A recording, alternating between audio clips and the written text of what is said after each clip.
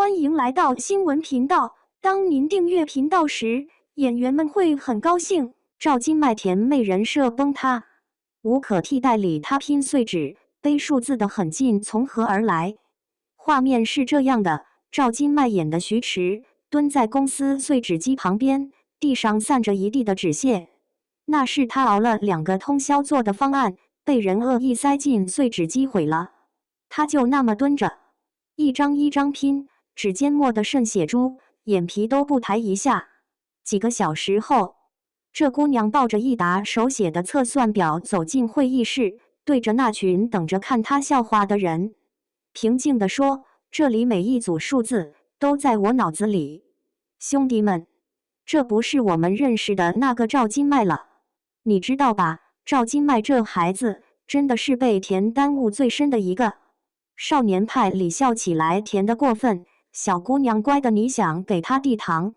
开端里那个巴士受害者让人心疼的不行，后来各种国民闺女甜妹标签一路贴过来，贴得太牢了，牢到你都忘了她其实是个95年的成年女人了。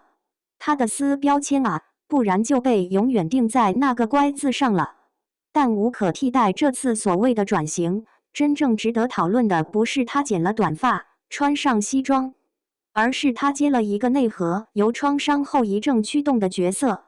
那种创伤不再是青春疼痛文学里被分手被辜负的前层伤痕，而是直接源于母亲因被替代走向绝路的童年窗口。这种创伤内化成的生存本能，才是这次表演真正需要啃下来的硬骨头。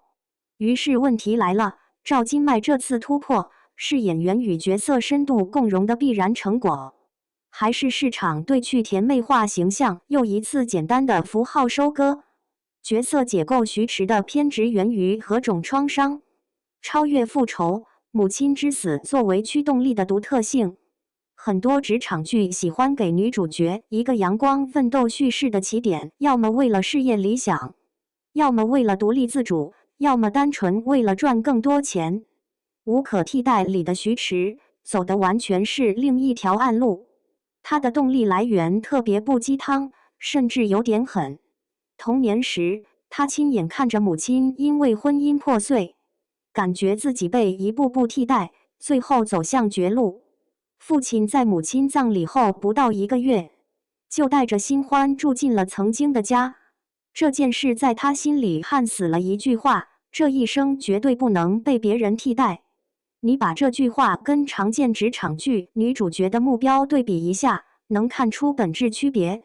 这不是简单的要成功要独立，而是一个被生活撕开过一次的孩子，在恐慌中构筑的生存法则。他进门槛极高的国际咨询行业，不是想证明女孩也可以，而是想证明我不是那个会被轻易丢掉的人。这种创伤驱动，让徐迟的角色内核更接近一种创伤后应激秩序。他对绝不被替代的执着，已经超出正常的事业追求，变成了类似于不这么做就会死的生理性应激反应。他的所有努力，本质上是为了修补那个被童年亲眼目睹的替代悲剧所击碎的内心世界，绝不被替代的心理投射。这种心态体现在职场行为里，就是某种近乎病态的控制欲。他对细节的执拗，比如方案被毁后宁可磨破手指也要一张张拼回去，表面是专业精神，底下其实是创伤激发的强迫性行为。他的人际距离也保持得非常严格，因为在他看来，任何情感连结都可能成为被替代的入口。但这份强悍本质是脆弱的外壳。徐迟的强大不是源于安迪那种逻辑严密的高智商，也不是源于樊胜美那种与原生家庭搏斗练出的求生技能，而是源于创伤后构筑的心理铠甲。这铠甲很硬，但内核极其脆弱，因为他的所有力量都建立在对被替代的极端恐惧上。一旦这个恐惧被动摇，整个人可能瞬间坍塌。表演分析赵今麦如何嵌入徐迟的躯体，从国民闺女到创伤承载者，形象符号的彻底剥离。赵今麦之前的荧幕形象太清晰了，少年派里的林妙妙笑得过分甜，开端里的李诗情是聪明的好女孩，漂白走暗黑路线，但底色仍是年轻脆弱。观众对她的安全感投射建立在这姑娘乖灵让人心疼的框架里。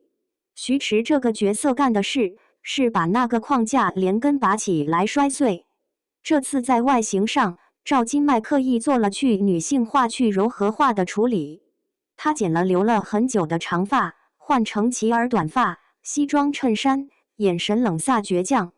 这种视觉策略不是单纯为了帅，而是服务于角色内心世界的封闭性。一个把自己情感通道几乎全部焊死的人，不可能在外表上还留着太多甜美柔软的信号。但这种转变可能也让人产生疑虑：短发西装，这本身不就是娱乐圈转型的经典符号吗？从杨幂到刘亦菲，多少女演员用这个符号宣告我不再是少女了。所以单看外形变化还不足以判断转型深度，细微处见真章，肢体语言传递的很近与裂痕。真正值得看的是赵今麦如何处理那些关键场景的表演尺度。他拼碎纸时的专注，不是愤怒，也不是委屈，而是一种极度平静、机械化的动作。你看着他蹲在那里，手指末出血了还在继续，你会意识到这已经不是生气那么简单，而是角色内心秩序重建的执拗，以及压抑在平静表面下的愤怒。他不是在反应，而是在驱动自己，把这个被外部恶意打碎的世界一片片重新拼回去。会意识背数字时的平静就更可怕了。他说所有数字我早就背下来了的时候，脸上没有一丝波澜，眼神里也没有挑衅。这种表面毫无波澜的记忆机器状态，比歇斯底里更具压迫感，因为它暗示了角色已经将情感完全剥离的非人化倾向。对徐迟来说，这些数字是他在职场上不被替代的武器，所以他需要像机器一样精准掌控它们。赵今麦的表演重点不是外放的情绪，而是通过控制与压抑，让观众感知到角色内部汹涌的创伤记忆和生存焦虑。从以前的反应型表演，被事件推着走，到这次变成驱动型，自己伸手去搅动局势。这可能是他表演尺度上最重要的转变。类型探讨创伤驱动是职场剧的深化还是窄化？与阳光奋斗叙事的范式对比，如果把徐迟放在国产职场女性角色谱系里，她能对标谁？欢乐颂里的安迪可能是最接近的参照物。安迪也是高智商，有创伤背景，从小被父亲抛弃，母亲疯癫，有精神病史恐惧。但安迪的创伤更多是背景板，他的强大源于天赋和后天努力。他在欢乐颂小区收获了友情和爱情，最终完成了自我救赎。徐迟不一样，他的创伤不是背景板，而是驱动引擎。他的强大不是源于天赋，而是源于绝不被替代的恐惧。他的职场之路不是为了实现自我价值，而是为了证明我不会像母亲那样被替代。这种创伤驱动模式把人物的强大根源归于深刻的个体心理伤痕，这让角色更复杂、更灰色，但也更治愈。观众需要怎样的女性力量榜样？市场反馈已经出现分化，一部分观众赞赏无可替代的真实与深度，认为徐迟展现了女性成长的另一种艰辛真相。不是所有强大都源于阳光理想，有些人就是带着伤带着恨往上爬的。这种叙事戳中了那些在职场里同样感受过不被看见、可能被替代恐惧的打工人。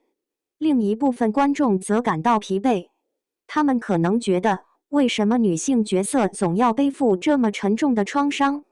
为什么不能有更阳光、更积极的女性榜样？这种对阳光叙事的偏好，可能寄托了观众对理想化、可复制的成功路径的渴望。如果女主角的创伤太重，会让人觉得这条路我走不了。这两种偏好本身，可能就是观众自身职场处境与心态的镜子。偏好伤痕累累的坚韧，反映了对职场残酷性的某种共鸣与无奈；偏好阳光叙事，则可能寄托了对更友好、更理想的职场环境的期待。转型的边界，演员突破与市场套路。现在回到最开始的问题，赵今麦这次转型是深刻的内在突破，还是又一次符号化的消费？必须承认，这次撕标签的盛赞有一部分是基于对表演本身的分析。他确实啃下了一个很难的角色，把那种创伤驱动的偏执演绎的有说服力。但另一部分赞美，可能确实是对短发西装这一反抗传统女性气质符号的惯性追捧。我们太习惯看到女演员用这个符号宣告转型了，这里隐藏着风险。